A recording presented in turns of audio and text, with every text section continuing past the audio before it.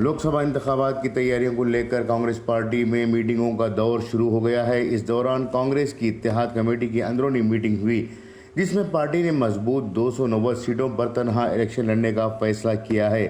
ساتھ ہی ان نشستوں پر امیدواروں کا انتخاب کا عمل شروع کرنے کا مشورہ دیا گیا۔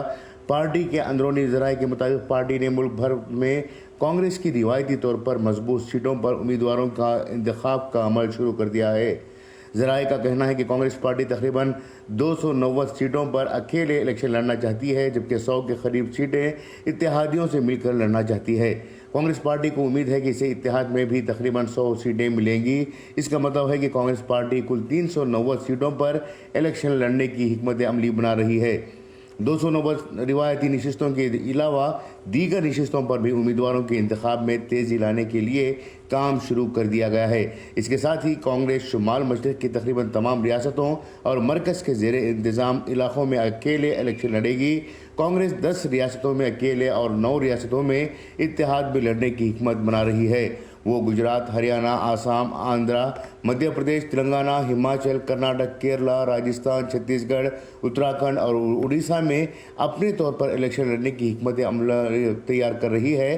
حکمت عملی یہ ہے کہ بقیہ نشستوں پر ممکنہ جماعتوں سے تال میل کر کے بی جے پی کا مقابلہ کیا جائے۔ دہلی میں کانگریس کو 5، بہار میں 9 سے 10، پنجاب میں 8 سے 9، تمل ناڈو میں 9 سے 11، یو پی میں 10 سے 15، مغربی بنگال میں 3 سے 5، کشمیر میں 3، جھارکھنڈ میں 9 اور مہاراشٹر میں 24 سے 26 سیٹیں ہیں۔ یہ کانگریس کا اپنا خیال ہے، مگر کیا اتحادی اس کو پسند کریں گے اور وہ اپنا حصہ ان ریاستوں میں نہیں چاہیں گے جہاں وہ اکیلا چلو کا خواب دیکھ رہی ہے۔ مدھیہ پردیش میں اکھلیش کے ساتھ جو کچھ ہوا، اس کا خمیازہ بھگتنا اور کانگریس نے اس غلطی کا اعتراف بھی کیا ہے۔ ویسے یہ معاملہ اتنا آسان نہیں ہے۔ ہر بار شرمناک شکست کے باوجود کانگریس اور دیگر اپوزیشن پارٹیوں نے کوئی سبق نہیں لیا۔ بیورو رپورٹ، انقلاب نیوز، نئی دہلی۔